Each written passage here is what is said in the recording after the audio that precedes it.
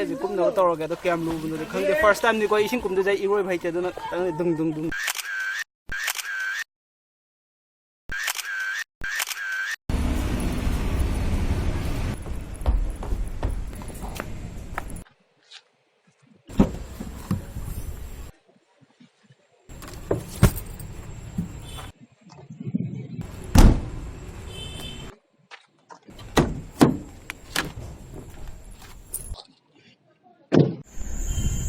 Hello guys, magtanong ako ganila ganyan din sa kizano.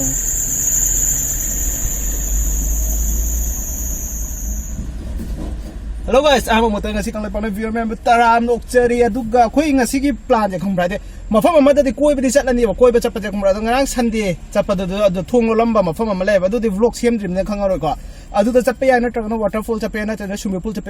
chatla di ka na ga dress ka bag ka ke loi hapa ga bag ta hapchangram ne ba di dress nung extra pora ine ba do Karamba chatuino je kamphang ta dre baje haidi waterfall lambi do aina waterfall chatningba waterfall do hadi lambi do khatang fatte car chapda nungai dong man de ra car de body ne mi dana adugi adwaina do hape pauk ta do chatu dream ni na khang dre ko do mafom amadi compulsory chatlani ba aduga snack male khala fokke okay mafom amada compulsory chatlani adu chapda da adu da intro tawrage mafom dugi matang da aduga So guys, I ngasi video ide lifetime vlog. I lifetime vlog sida ide asoiba ara mahapchani vlog phung nimble ita de comment box adum suggest to bramo mayam gi suggest warm welcome to jari aduga I gi video ji ufa jaraba like number mo share to bramo aduga I gi dial je haide sakse ngasi na hambu ubor ta de subscribe angang batam do gre ola subscribe button da namai mu aduga chu champur gi atopa faja mafam yengninga ga di description da tam check to bramo description da atopa link hapani ngasi na nipan suba chu champur gi vlog oi doini adunna haji intro jam sang man gare me gorsila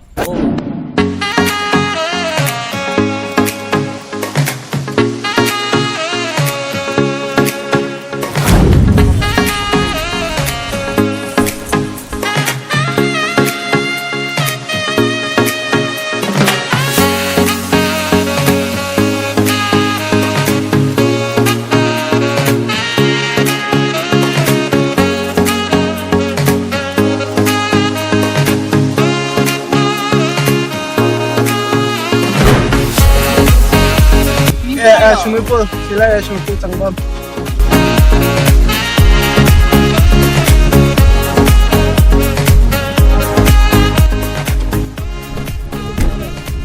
Hello guys, finally akhoi na haji yawi na swimming pool la nga si vlog si swimming pool ki vlog ni do location ke ge ai horen review yum yo kan talaga aha magi mafam gi hana so mak tagyang ka khle in de nahan sigi di khara khange si di khar kange amung lai si lambi na ti ai lambi na ti ai kumbe aro si dage tu ni ba ma kum dar ba le maso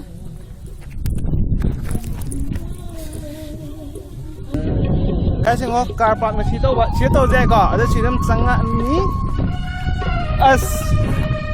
major ngi sai thaga le ngo bas swimming pool na si lai le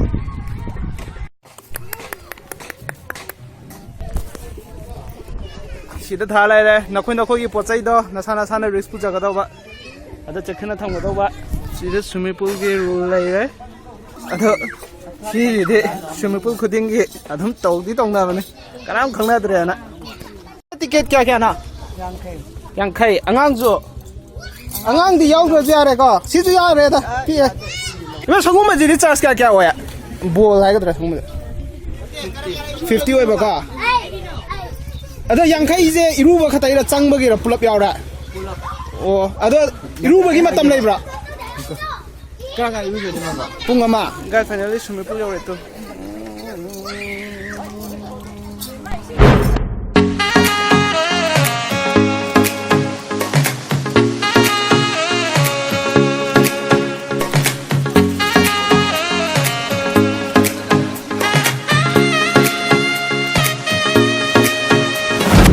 guys si de ure to khoi main road lambi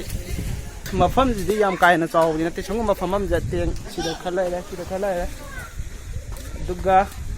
saga teng lai la sung tu si lai da thok da garden ma cha ma sem kalai to yam famam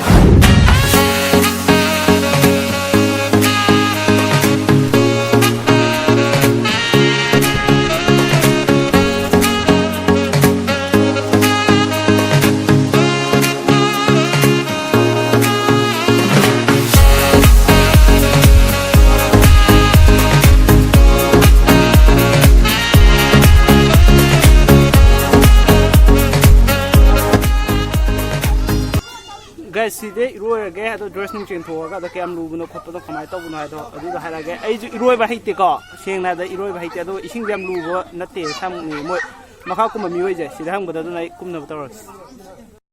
guys ado dress hong thoga ge ado makhoi ke le ning guys uba toilet la ye adu ga baru mani la ye sidoi chang ga ado makhoi ising 아니 이러저러 가는 모두 콜보다 시대물로 통나봐 신비에다 드레스 통도 계시다 가스 보디에 바른 보디 원이나 거 프리티 럭 포어로 이게 아기야 강낭 영나니 소이셔되나 이절레 지행 신제도 공하우데 하펜셀레도나 거게 멜리 시도음 탈라이레 하이데 포차이 마무 레스폰시빌리티 부데 하니나 사다 포차이 타마마게 Okay guys, I just come now to get the camera moving. The first time you go, you come to the Euro by the dung the tower. I thought you should do it already. Name I'm like Nina.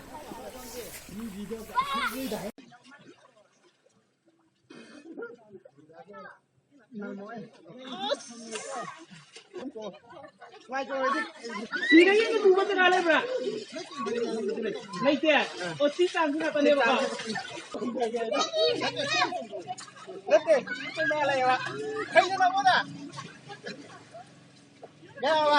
One, two, three. Cabo, hey, cái chân đó. One, two, three.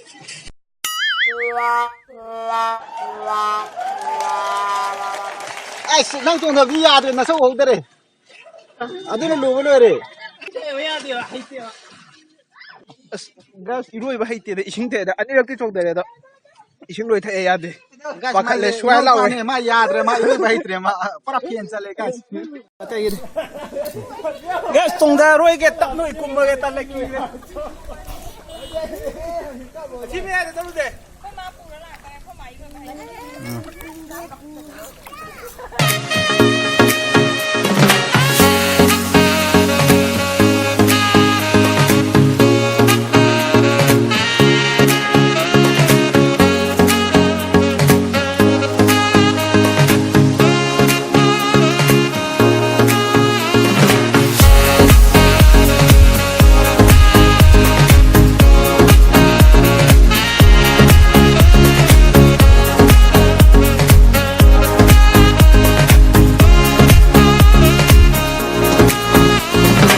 guys lupa yang kay mango re da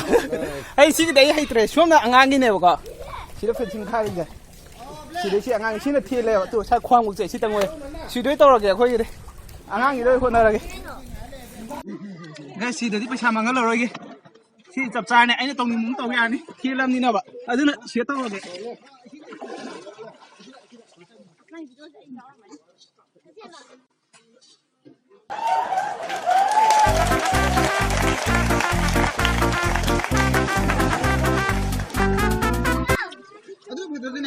Guys, so many people are talking about it. Young boys are able to pull level. See the something on the Noka. I do it. See the no way.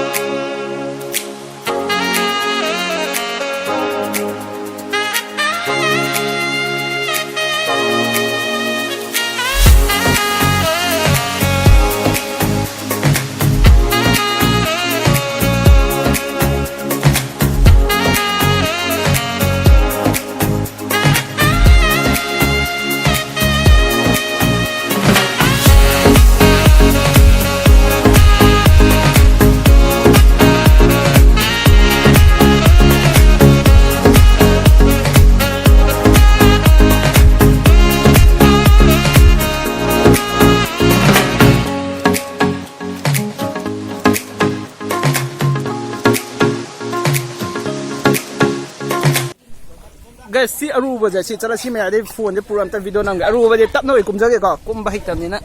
phone je si da hanan ta thang gi ge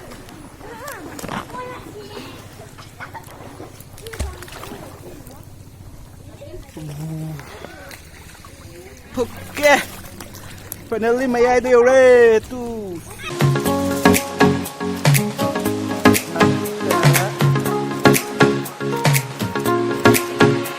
mà phân giảm thì nó ngay đó guys ising diam na lu video de ising de kan nai ꯌꯥꯝ ꯐꯖꯅ ꯂꯨꯕꯗꯤ ꯑꯣꯏꯗꯦ ꯑꯗꯨꯒ ꯃꯐꯝꯁꯤꯒꯤ ꯍꯥꯏꯔꯨꯔꯒꯗꯤ ꯐꯖꯅ ꯅꯨꯡꯉꯥꯏ ꯑꯗꯨꯅ ꯆꯠꯅꯕ ꯇꯧꯒꯦ ꯏꯔꯣꯏꯕ ꯍꯩꯇꯕꯅꯤꯅꯀꯣ ꯃꯣꯂꯤ ꯃꯣꯂꯤ ꯆꯠꯇꯣꯏꯅꯤꯀꯣ ꯒ꯭ꯌꯥꯁ ꯕꯥꯠꯔꯨꯝ ꯍꯥꯡꯗ꯭ꯔꯤ ꯑꯗꯨꯅ ꯁꯥꯏꯒꯗ ꯈꯔ ꯇꯩꯊꯣꯛꯄ ꯍꯧꯔꯒꯦ ꯕꯥꯠꯔꯨꯝ ꯑꯅꯤ ꯂꯩꯕꯗꯣ ꯑꯩꯈꯣꯏꯒꯤ ꯐꯦꯃꯤꯂꯤꯅ ꯂꯣꯏꯅ ꯊꯟꯈ꯭ꯔꯦꯕ ꯁꯤ ꯍꯥꯟꯅ ꯇꯩꯊꯣꯛꯄ ꯈꯔ ꯍꯧꯔꯒꯦ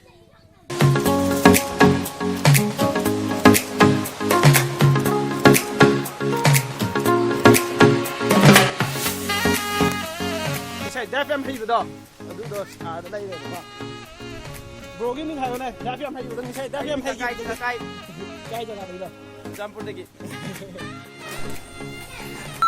ꯃꯝꯂꯥ ꯌꯧꯋꯦ ꯑꯗꯨꯅ ꯑꯟꯗꯔꯗ ꯇꯧꯔꯒꯦ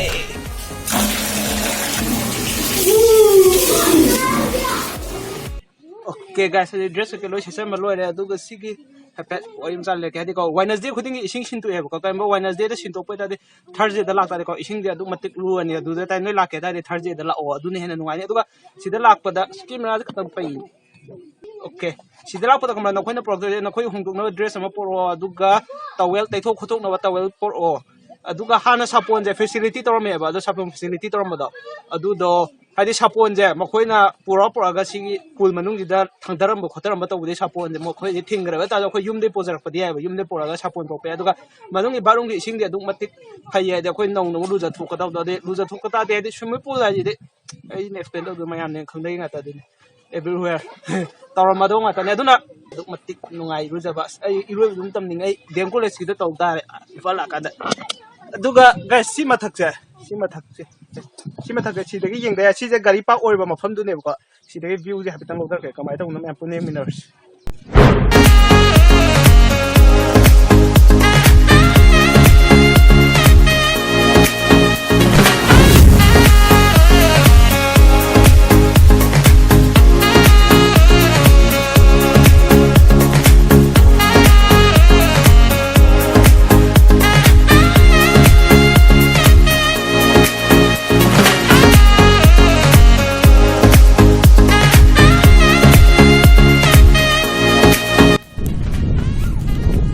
सिदा फमम परेंग सान थालायबा तो सि फमम थान था ता सिदा फम तिनुवाय हंचिक तिलांग नुसि कति सिथारेङो चिंग आतानेबा चिंग मथंग है सेजो अदो सिदा चिंग आता उरेङो सोना का चिंग आता द खुगा दाम जिना असादा का दो दिने खुगा दाम लगे तो थागा तो ओदने दो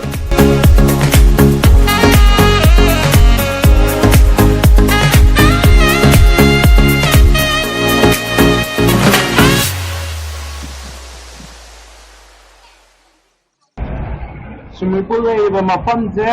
7.1 किलोमीटर हाइदे चुराचांपुर बाजार दा बस पार्किंग दा अदुदे स्विमिंग पूल की मफम से गो अदा सिजिना खुगा दामोम द चतोइने खुगा दामोम दगी हाइदा दोइने तो सिदा लाय मफम जे माय लोकेशन ममिंग जो सिदा था लाय का तो गूगल से तुम सर्च तो अदु फोन गूगल से आवे से जो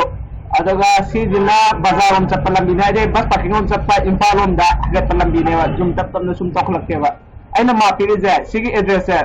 स्विमिंग पूल दगी बस पार्किंग बुक ने बाय इंफाल बस पार्किंग दा अदु बुक ने बदा खुगा दाम जिना साइ गाद लाय माने साइ इसिंग पाकला पला रे तुसी दे चंगी देबा खुगा दाम से अदुगा जूम माने सुमपिक न तपसलागा लागा सिदा बस पार्किंग अदुगा इंफाल वा समना काना नम स्ट्रेट दो का फागना इंफाल योरे सिनी गसिने ngasi video mate amma duga sigi da kamra gasa di lambi du ko yam kaina fatab de mate ka thang fatte fataba de yam kaina fataba de adu zu meter chamu khatane hadi moi swimming pool ching mathak ta lai ni ka dang na lambi sem bai da du duga pung ji ju 13 minute fu tare chalai la barwata dore editing towing da du na gas sigi di kaina sim mate vlog tu me puna thingna si ko sana lai bo ngai pak da